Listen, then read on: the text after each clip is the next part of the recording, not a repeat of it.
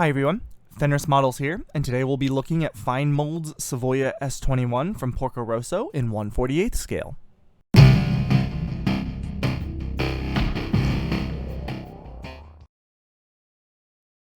This build starts the same as any other. First, we remove the parts from the sprue and place them on the instructions where they belong. And as is the case with aircraft in general, we'll start with the cockpit. Well, sort of. More like, it's the whole bottom and interior of the plane. In the movie Porco Rosso, this plane represents something from the interwar period, so the inner pieces are somewhere between a biplane and something like a Spitfire. Most of these parts are going to get covered up in the end, but that's okay. It was quite nice that they included them all the same. Each piece is removed with the sprue snips, and then trimmed up with a fresh hobby blade anywhere there are sprue gates remaining.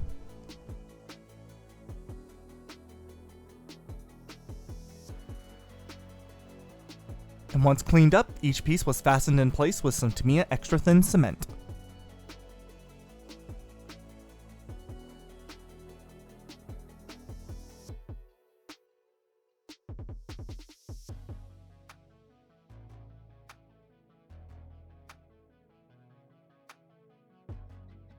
Next up were the engine parts. Now, there's plenty of detail here, as well as room for adding additional details if you so wish. However, I didn't much worry about that because all of it will be enclosed in the engine casing, and unless you model that open, it's not really something you're going to be able to see very easily.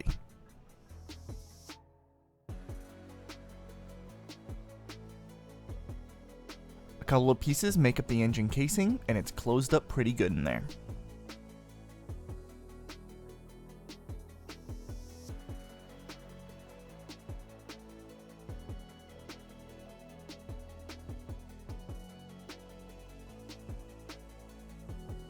And then it was time to work on all of the outer portions, like the tail fins,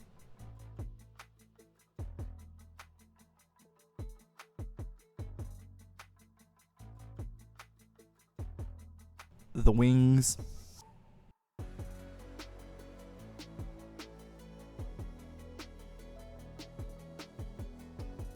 the pontoons,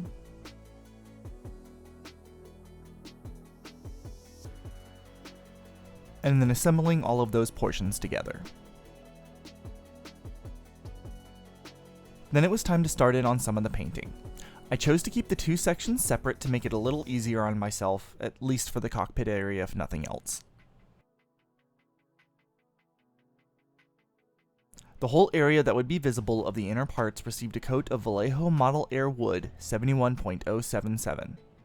Once that first coat was dry, I picked out the instrument panel in Model Color Black 70.950 and the seat in Model Air Tan Earth 71.079.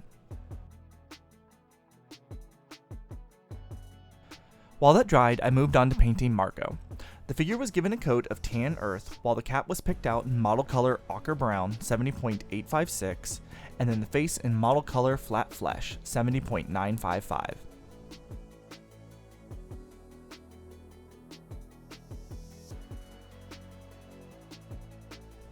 Details were picked out in flat white,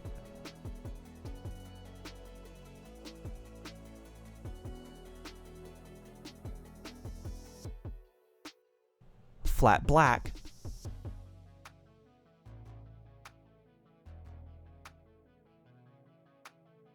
and metal color silver 77.724.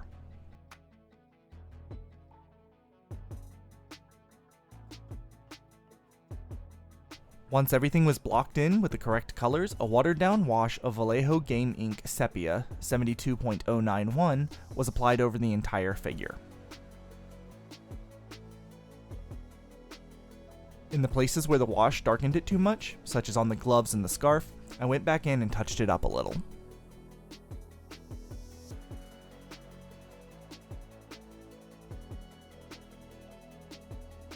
Once the wash was dry, he could be glued into a seat.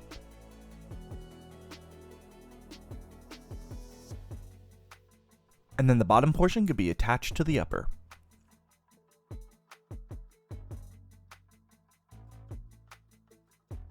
A bit of masking tape was applied to protect the pilot in the interior while the rest of the plane was painted up. First, I went over every panel line in flat black, as well as every place where there were sharp corners or other spots where shadows would gather naturally.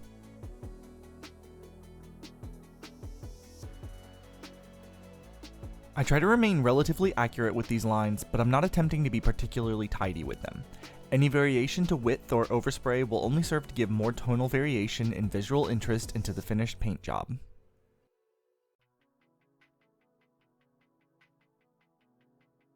This is given enough time to dry before coating everything in red plastic in a coat of model color flat red, 70.957.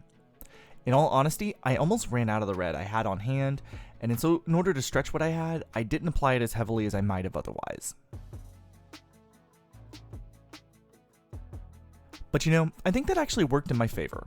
When we get to the panel lining, you'll see how nice all that pre-shading works out.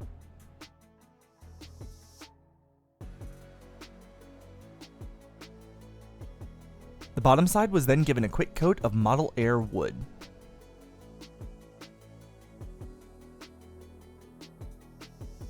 I also made sure to hit the bottoms of the pontoons in this color as well.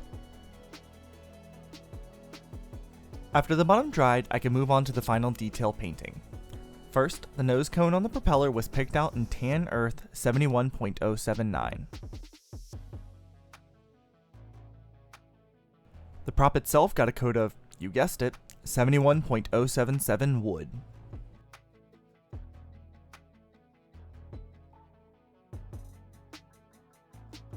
Vallejo Mecha Color Gunmetal 69.058 was used on the engine exhausts. And Metal Color Silver 77.724 on the radiator blocks. Well, I think that's what those are. Anyway. After a coat of Mr. Super Clear Gloss, it was time for decals. Applying a coat of gloss varnish before applying decals helps in preventing any silvering of the decal, while also making it easier to slide it into position, as well as giving it a better chance at contouring to the model once softening solution is applied. And boy did these decals need softening solution. I don't know what decal manufacturer fine models used for this kit, but these were some of the thickest, most resistant decals I think I've ever applied. Even after applying many layers of microsol, these decals just did not want to lay down nicely. I honestly would have been better off masking the fin flash and painting it myself. Eventually though, they laid down well enough and I could move on to panel lining. Using Tamiya Panel Line Accent Color Black, I simply touched it to each panel line and capillary action pulled the liner along where I needed it to be.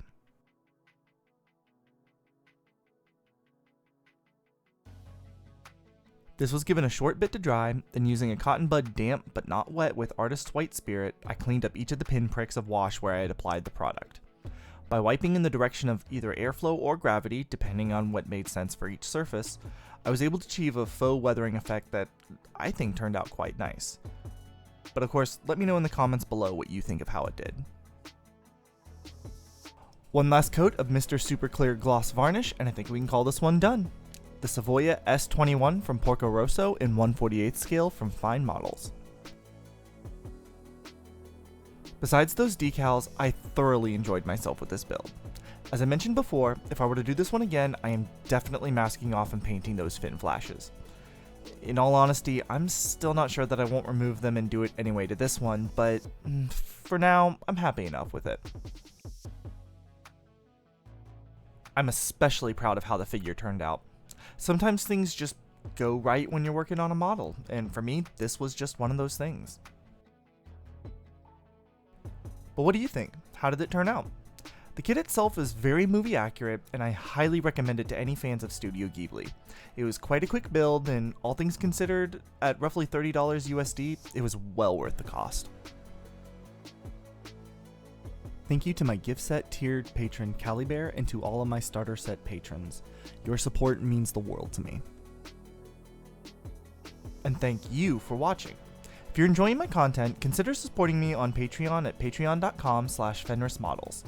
There you'll get access to behind the scenes posts, get input on my next builds, and even help decide which schemes will be used for each kit. Even if not, how about checking out more of my content, like last week's video here or this video here that YouTube has chosen just for you. Either way, thank you again for watching, and remember, stay safe and keep modeling.